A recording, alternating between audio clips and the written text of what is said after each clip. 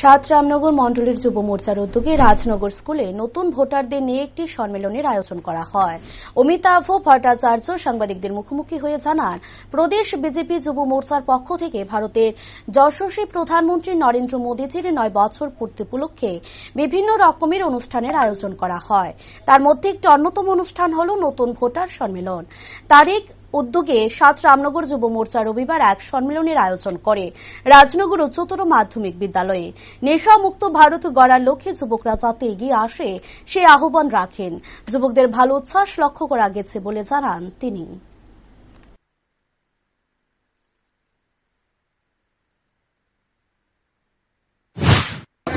কর্মসূচিটা হচ্ছে নবম মতদাতা সম্মেলন, নিউ ভোটারদের নিয়ে একটা সম্মেলন।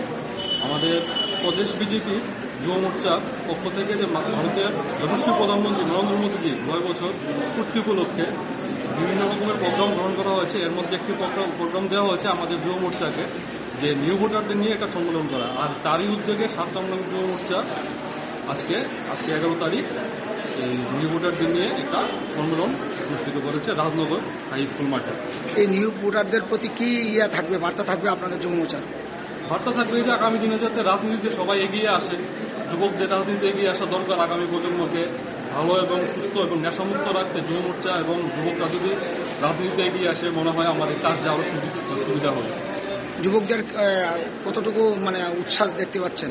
খুব ভালো, যা আশা করেছিলাম তার থেকে বেশি উচ্ছ্বাস দেখতে পাচ্ছি।